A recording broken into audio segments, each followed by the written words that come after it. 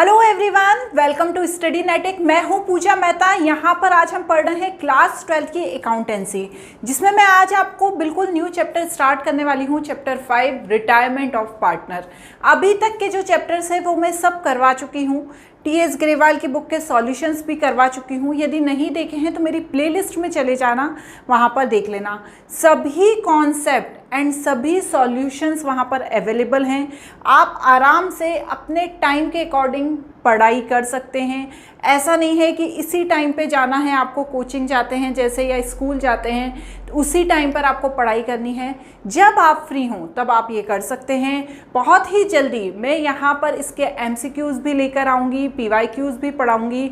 इससे आपके कॉन्सेप्ट और ज़्यादा क्लियर हो जाएंगे। यदि आप इनके नोट्स चाहते हैं तो स्टडी नेटिक ऐप को एक बार ज़रूर डाउनलोड कर लेना, ताकि जो भी मैं ये यहाँ पर पढ़ाती हूँ उसके नोट्स आपको वहाँ पर आसानी से मिल जाएँ। चैनल को सब्सक्राइब करना बिल्कुल मत भूलना, क्योंकि आप चैनल सब्सक्राइब करते हैं तो मुझे भी मोटिवेशन मिलता है।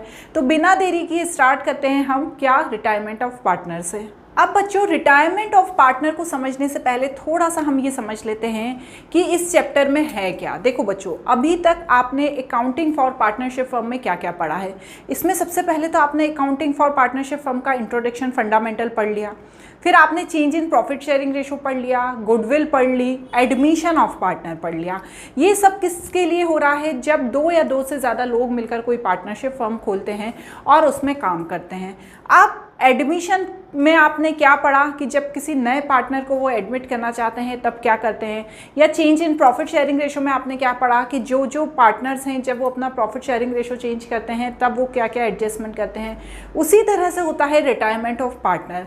रिटायरमेंट ऑफ पार्टनर ईजी है। क्यों है ईजी? क्योंकि यहाँ से प्री डिसाइडेड रहता है। यहाँ पर जैसे 3 पार्टनर्स हैं, उसमें से जो C है, ABC 3 पार्टनर हैं, जो C है उसने पहले ही डिसाइड कर लिया है कि नेक्स्ट सेशन जब स्टार्ट होगा या नेक्स्ट अकाउंटिंग ईयर जब स्टार्ट होगा तब वो रिटायरमेंट ले लेगा। तो यहाँ पर पहले से ही पता होता है कि कोई भी पार्टनर रिटायरमेंट लेना चाहता है।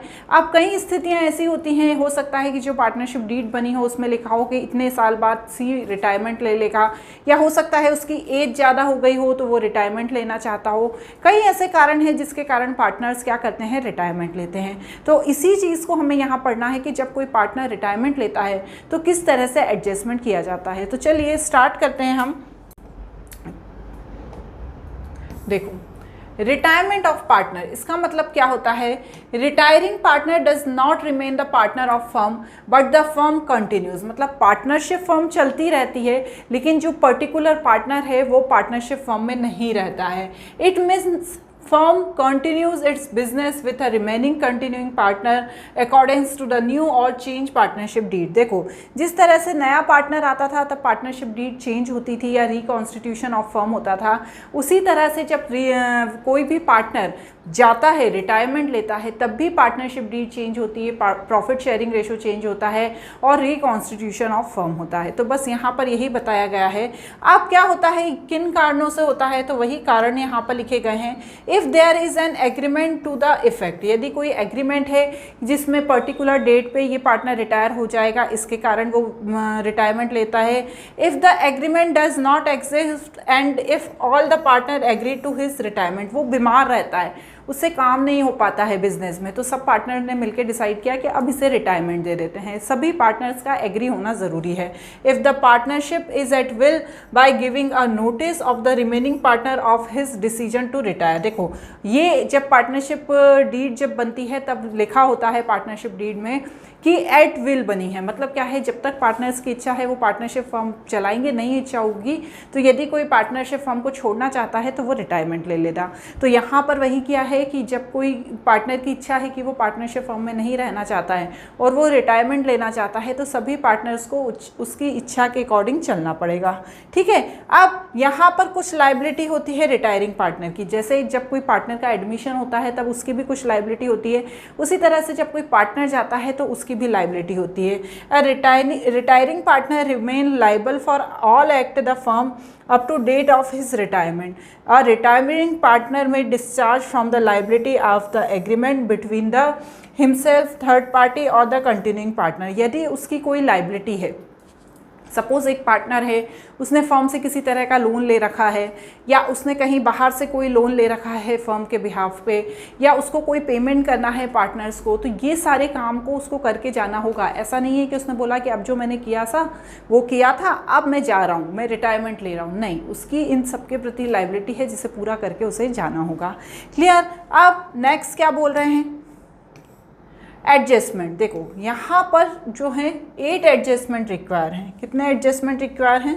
8 एडजस्टमेंट रिक्वायर्ड है। सबसे पहला, जब कोई पार्टनर रिटायरमेंट लेता है तो सबसे पहला एडजस्टमेंट होता है न्यू प्रॉफिट शेयरिंग रेशो या gaining ratio, change in profit sharing ratio. अब ये क्या है मैडम? देखो, यदि कोई पार्टनर जा रहा है तो जो रिमेनिंग पार्टनर हैं उनमें से कोई ना कोई पार्टनर या तो सेक्रीफाइस कर रहा होगा उसके जाते समय, या गेन कर रहा होगा, या कुछ ना कुछ तो चेंज उनके प्रॉफिट शेयरिंग रेशो में हो ही रहा होगा।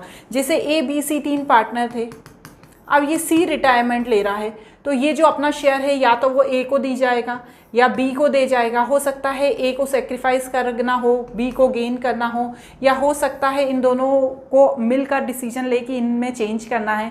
तो पहला एडजस्टमेंट करना पड़ता है change in profit sharing ratio का। सेकंड होता है valuation and adjustment of goodwill. जितनी भी गुडविल है, देखो जब पार्टनर एडमिट होता है तो क्या करता है, जब नया पार्टनर एडमिट होता है तो वो क्या करता है, गुडविल की वैल्यू देता है किसको? जो पुराने पार्टनर्स हैं उनको, क्योंकि उनकी चलती हुई फर्म में वो आ रहा है। लेकिन रिटायरमेंट ऑफ पार्टनर में उल्टा होता है। रिटायरमेंट ऑफ पार्टनर में जो पार्टनर जा रहा है वो इतने सालों से यहाँ जुड़ा हुआ था, उसका नाम जुड़ा हुआ था, तो जो बचे हुए पार्टनर हैं वो रिटायरिंग पार्टनर को क्या करते हैं, गुडविल की वैल्यू देते हैं। ठीक है ना, तो यहाँ पर मामला उल्टा चलता है। नेक्स्ट है revaluation of assets and reassessment of liability. Same वैसा ही है जैसा एडमिशन ऑफ पार्टनर में हुआ था कि जब कोई पार्टनर का एडमिशन हो रहा है तो जितनी भी एसेट्स हैं और लायबिलिटी हैं उनका रीअसेसमेंट एंड रिवैल्यूएशन हो रहा है। वैसे ही कोई रिटायरमेंट लेगा तो यही काम फिर से होगा। ठीक है ना। Reserve and undistributed profit and loss. यदि किसी तरह का कोई रिजर्व है जिसमें पैसा किसने लगाया था, जो रिटायरिंग पार्टनर है उसने लगाया था, तो वो जाने से पहले रिजर्व का पैसा लेके जाएगा। यदि फर्म को किसी तरह का प्रॉफिट हुआ था जो अभी तक डिस्ट्रीब्यूट नहीं हुआ है तो वो जाने से पहले वो प्रॉफिट भी लेकर जाएगा। यदि कोई लॉस था तो पुराने पार्टनर चाहेंगे कि वो लॉस को पूरा करके जाए। तो ये सब एडजस्टमेंट भी होते हैं जब रिटायरमेंट ऑफ पार्टनर होता है। नेक्स्ट है determination of amount due to the retiring partner. अब जो पार्टनरशिप फर्म को छोड़कर जा रहा है उसके अमाउंट को मालूम करना कि क्या अमाउंट उसको पे करना है। ठीक है ना, तो यहाँ पर वो पता चलता है। Payment to the retiring partner. अब यहाँ पर जो पेमेंट होता है रिटायरिंग पार्टनर को 2 तरीके से होता है, या तो जितना उसका पेमेंट बन रहा है वो उसको एक बार में दे दे, लमसम दे दे, या हो सकता है उसको इंटरेस्ट के साथ पे करें, जो हम आगे और अच्छे से समझेंगे। नेक्स्ट है एडजस्टमेंट ऑफ कैपिटल। अब जो कैपिटल है, यदि तीनों की कैपिटल तीनों ने ही लगाई होगी, ABC ने, तो जो C है वो यदि कैपिटल को जो उसने लगाई थी उसे वापस लेकर जाना चाहता है तो जो बचे हुए पार्टनर हैं उन्हें क्या करना होगा, यदि कैपिटल में कमी है तो अपने पास से लाना होगा, यदि उनकी कैपिटल ज़्यादा हो रही है तो वो भी अपने घर ले जाएंगे। तो एडजस्टमेंट ऑफ कैपिटल करना होता है। नेक्स्ट है retirement of partner during the year. ठीक है ना, ये नई कंडीशन जुड़ी है। वैसे तो जो भी कोई रिटायरमेंट लेता है वो पहले से ही प्री डिसाइडेड हो जाता है कि भैया हम अकाउंटिंग ईयर के स्टार्टिंग में रिटायरमेंट लेंगे। क्यों? क्योंकि आपका जो पूरा अच्छे से चला आ रहा है वो चलता रहेगा, फिर हमें ज़्यादा एडजस्टमेंट करना नहीं पड़ेगा।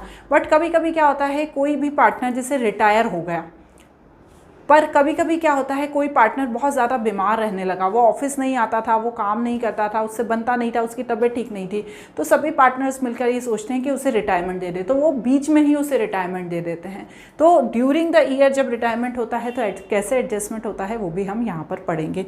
तो बच्चों देखो यहाँ पर जो ये एडजस्टमेंट हैं इसमें से जो एडजस्टमेंट नए हैं उन्हें मैं बहुत अच्छे से समझाऊंगी, लेकिन जो एडजस्टमेंट हम पहले भी पढ़ चुके हैं उन्हें मैं बहुत ब्रीफ में समझाऊंगी ताकि हमारा समय बर्बाद ना हो। यदि आप इन एडजस्टमेंट को फिर से समझना चाहते हैं तो पुराने वीडियोज से में देख लीजिए जिसमें बहुत डिटेलिंग में ये एडजस्टमेंट समझाए गए हैं। क्योंकि जब प्रॉफिट शेयरिंग रेशो चेंज होता है तो सेम वैसे ही होता है जो स्टार्टिंग में change in profit sharing ratio में हुआ था, वैसा ही एडमिशन ऑफ पार्टनर में हुआ था और वैसा ही यहाँ रिटायरमेंट ऑफ पार्टनर में होगा। क्या होगा, सेक्रीफाइसिंग रेशो निकालेंगे तो जितना पुराना शेयर है पार्टनर्स का और जो नया प्रॉफिट शेयरिंग रेशो है उन्हें देख लेंगे। अब पुराने शेयर में ABC तीनों इंक्लूड थे, लेकिन नए शेयर में सिर्फ A और B इंक्लूड है, तो हमें पता चल जाएगा कि कौन सा पार्टनर सेक्रीफाइस कर रहा है। उसी तरह से गेनिंग शेयर निकलता है कि नया प्रॉफिट शेयर, उसमें से पुराना प्रॉफिट शेयर माइनस कर दो तो हमें क्या पता चल जाएगा, गेनिंग शेयर से पता चल जाएगा। क्लियर हो गया। अब इसमें सेकेंड क्या होता है, accounting of goodwill, retiring partner share of goodwill is equal to value of firm goodwill into profit sharing of retiring partner. देखो बच्चों, यहाँ पर मैंने आपको बताया कि जो रिटायरिंग पार्टनर है, ठीक है ना, रिटायरिंग पार्टनर क्या करता है, कंपनसेशन लेता है किनसे, जो पार्टनर्स वहाँ पर रह गए हैं, कंपनसेशन देता नहीं है। एडमिशन ऑफ पार्टनर में क्या होता था, नया पार्टनर आता था और वो चलती हुई उनकी फर्म में आता था, तो पुराने पार्टनर्स कहते थे यार तुम हमारे यहाँ आए हो, हम इतने सालों से काम कर रहे हैं, ये फर्म में हमारा नाम जुड़ा हुआ है, अब तुम यहाँ पर आओगे तो तुम हमें कंपनसेट करो क्योंकि तुम हमारी गुडविल यूज़ करोगे। लेकिन यहाँ पर क्या होता है, जब वो पार्टनर जा रहा है तो वो यही कहता है कि मैं इतने सालों से यहाँ था, मेरे नाम से भी लोग उन प्रोडक्ट खरीदने आते थे, तो अब आप मुझे कंपनसेट करो क्योंकि मैं जा रहा हूँ, हो सकता है बाद में मेरा नाम आपके साथ जुड़ा रहे और लोग मेरे कारण भी आते रहें, तो मुझे उस गुडविल की वैल्यू को पे करो। तो यहाँ पर सीधा उसका उल्टा होता है, value of goodwill firm into profit sharing ratio of retiring partner. ये फॉर्मूला होता है, जब हम क्वेश्चन करेंगे उसके साथ करेंगे। पहला केस क्या कह रहा है, when goodwill does not exist in a book, ये बोल रहे हैं जब गुडविल की वैल्यू नहीं है।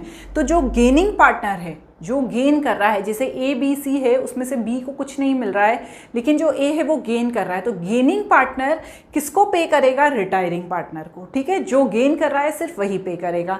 सेकंड केस कह रहा है when goodwill exist in a book, यदि गुडविल है, पुरानी गुडविल पड़ी हुई है, कोई रखी हुई है गुडविल, तो यहाँ पर पुरानी गुडविल किसी भी पार्टनर जो रिटायरमेंट ले रहा है उसके जाने से पहले तीनों पार्टनर्स अपने पुराने रेशो में उसे डिस्ट्रीब्यूट कर लेंगे, क्योंकि पुरानी गुडविल कोई क्यों छोड़ेगा, वो तो लेकर ही जाएगा ना।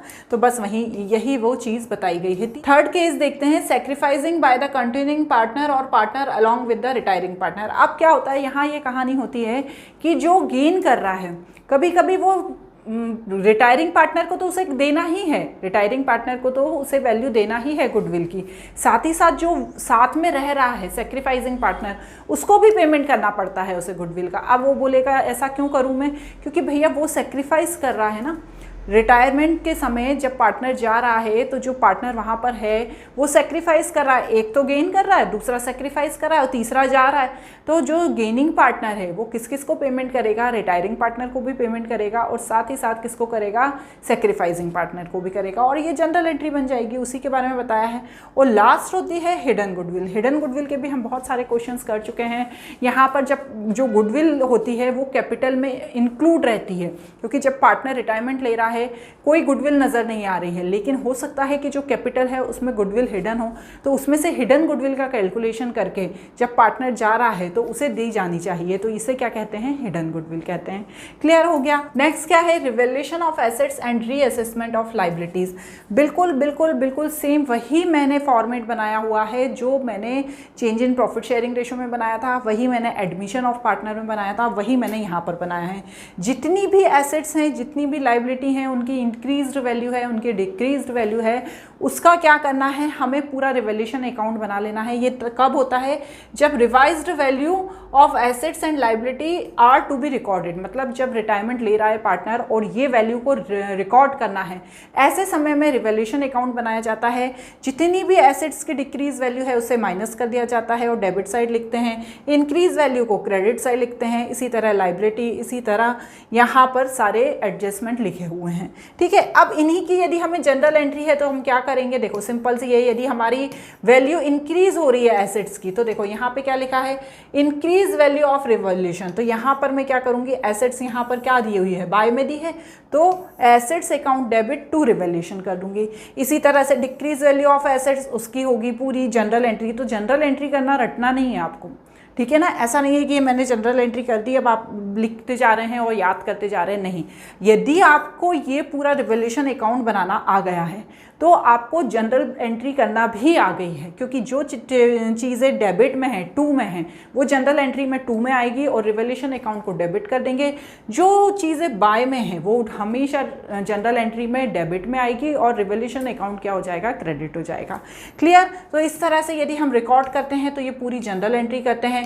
यदि रिवैल्यूएशन में क्या होता है, यदि credit side more than total the debit side gain होगा तो revaluation account debit to partners capital account बढ़ जाएगा, और यदि लॉस होगा तो partners capital account debit to revaluation partner से मांग लेंगे हम। ठीक है। अब यहाँ पर उन्हें रिकॉर्ड नहीं करना चाहते हैं, are not to be recorded, तो हमें क्या निकालना पड़ती है, नेट वैल्यू निकालनी पड़ती है, नेट इफेक्ट निकालना पड़ता है, जिसके लिए हम एक फॉर्मूला यूज़ करते हैं, increase the value of assets, उसमें जितना भी ऐड करना है डिक्रीज अमाउंट ऑफ लाइबिलिटी का उसे ऐड करके decrease value of assets and increase value of liabilities को माइनस कर देते हैं, तो नेट इफेक्ट निकल जाता है। ठीक है ना, ये हम कर चुके हैं, सिर्फ सिंपल फॉर्मूला लिखा हुआ है। उसके बाद old profit share, new profit share या गेन प्रॉफिट शेयर निकाल देते हैं, और आखिरी में जब हमें पता चल जाता है कि हमारे क्या आ रहा है, गेन पार्टनर कौन है और सेक्रीफाइसिंग पार्टनर कौन है, तो हम क्या करते हैं, ये एंट्री पास कर देते हैं। तो बस वही लिखिए, यदि प्रॉफिट होती है तो gaining partner capital account debit to sacrificing partner, यदि लॉस होता है तो sacrificing partner capital account to gaining partner. बस वही चीज़ है जो अभी हमने एडमिशन ऑफ पार्टनर में भी पढ़ी थी। ठीक है, सिर्फ रिवाइज करा रही हूँ। नेक्स्ट क्या है, adjustment of reserve and accumulated profit and loss. देखो 4 एडजस्टमेंट होते हैं, जनरल रिजर्व का, वर्कमैन कंपनसेशन रिजर्व का, इन्वेस्टमेंट फ्लक्चुएशन रिजर्व का एंड डिफर्ड रेवेन्यू एक्सपेंडिचर का। ये चारों भी वही हैं जो हमने पहले करे थे, फिर भी आपको थोड़ा सा मैं एक्सप्लेन कर देती हूँ ताकि आपको एक बार रिवाइज हो जाए। तो यहाँ पर जब रिटायरिंग पार्टनर जा रहा है तो वो क्या करेगा, यदि उसने कोई जनरल रिजर्व में पैसा लगाया हुआ है तो वो वापस लेके जाएगा। यदि कोई वर्कमैन कंपनसेशन रिजर्व बनाया था और यदि कोई क्लेम आया है या क्लेम दिया गया है उसके बाद भी पैसा बचा है तो वो भी वो लेकर जाएगा। उसी तरह से इन्वेस्टमेंट फ्लक्चुएशन रिजर्व कोई बनाया था तो वो भी वो लेकर जाएगा। और साथ ही साथ जो एडवर्टाइजमेंट का डिफर्ड रेवेन्यू एक्सपेंडिचर है जो बाद तक चलने वाला है तो उसका भी एडजस्टमेंट किया जाएगा। तो चलो बस वही सारे एडजस्टमेंट हैं, ये सभी वही एडजस्टमेंट है जो हमने पहले किए थे। इनका मैंने अलग से वीडियो बनाया था। अकाउंटिंग फॉर जनरल रिजर्व का भी अलग से वीडियो बना हुआ है, accounting for workman compensation reserve का भी अलग से वीडियो बना गया है, accounting for investment fluctuation reserve and accounting of deferred revenue expenditure, ये सबके मैंने अलग से वीडियो बनाए हैं। प्लेलिस्ट में देख लेना, मैं नीचे डिस्क्रिप्शन में भी वीडियो लिंक दे दूंगी, उसके बाद मैं आई बटन पर भी लिंक दे दूंगी, तो आप ज़रूर देखना। अब आज यहाँ पर हमने 4 एडजस्टमेंट देखे हैं, सभी एडजस्टमेंट एक वीडियो में नहीं करेंगे, अगले जो 4 एडजस्टमेंट है वो हम हमारे नेक्स्ट पार्ट 2 में करेंगे। तो आज इन 4 एडजस्टमेंट को किया, आई होप आपको क्लियर हो रहा होगा। कोई डाउट हो तो ज़रूर पूछना।